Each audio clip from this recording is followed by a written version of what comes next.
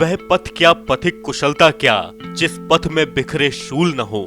नाविक की धैर्य परीक्षा क्या, जब धाराएं प्रतिकूल न हो। मेरा एक स्वभाव है कि मैं ऐसे कुछ काम करता हूं जब कोई आदमी सच्चाई को कहने से कतराता है, डरता है, ऐसे काम करने का बीड़ा मैं उठाता हूं।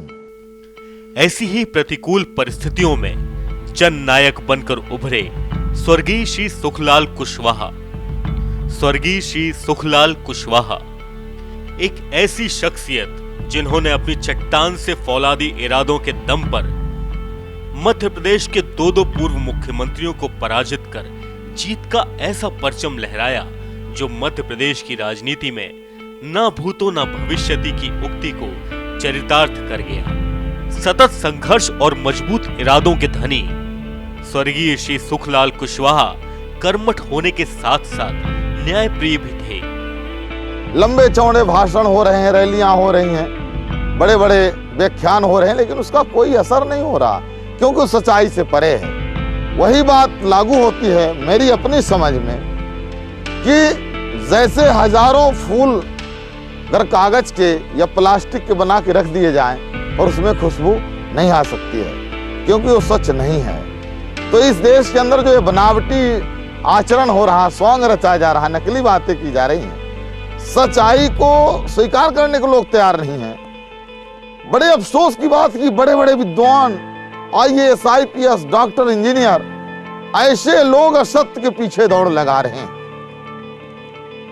उनको असत्य को जितना स्वांग रचने में, उसको सजाने संवारने में मजा आता है, उससे ज्यादा वो सच से परहेज करते हैं। जैसे मेरा अपना मत और मैं कहता हूं इस बात को हमेशा कि जब तक इस देश में इंसान को इंसान नहीं माना जाएगा तब तक उसके लिए कोई योजना कामगार नहीं हो सकती है, कारगर नहीं हो सकती है। शोषित वर्ग के लिए हमेशा खड़े रहने वाले स्वर्गीय श्री सुखलाल कुशवाहा ने पिछड़े समाज को संगठित करने, उनका अधिकार दिलाने और उन्हें समाज की मुख्य धारा से जोड़ने का सतत प्रयास किया।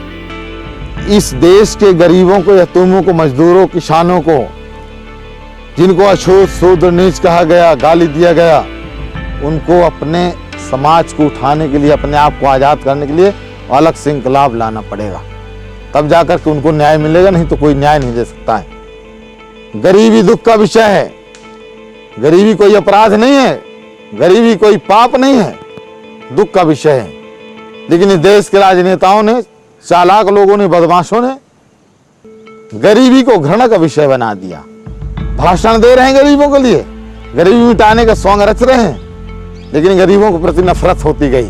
लगातार गरीब नफरत का शिकार हो गया। गरीबी नफरत का विषय नहीं है, गरीबी दुख का कारण है। कोई यदि गरीब है तो नफरत का पात्र नहीं है, वो कृपा का पात्र है, मदद का पात्र है। उसकी मदद होनी चाहिए, उसके प्रति सहानुभूति होनी चाहिए। लेकिन इस देश की व्यवस्था को चलाने वाले लोगों ने उसको नफरत का पात्र बना दिया। स्वर्गीय श्री सुखलाल कुशवाहा के सिद्धांतों और उनके विचारों को संजोकर आज उनके सुपुत्र श्री सिद्धार्थ कुशवाहा गरीब और जरूरतमंद की वो आवाज है जिनकी गूंज अब पूरे मध्य प्रदेश में सुनाई दे रही है। कि मध्य प्रदेश में आबादी के मुताबिक 27% ओबीसी का आरक्षण जिस दिन आप अपने मुंह से बोल देंगे, दूसरे दिन आप शपथ ले रहे होंगे सीएम हाउस में।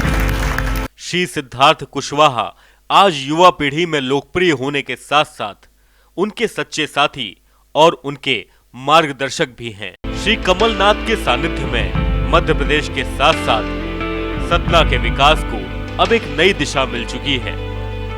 श्री कमलनाथ के प्रगति मार्ग को सुनिश्चित करने के साथ ही विकास की नई राह पर अब मध्य प्रदेश तेजी से बढ़ रहा है।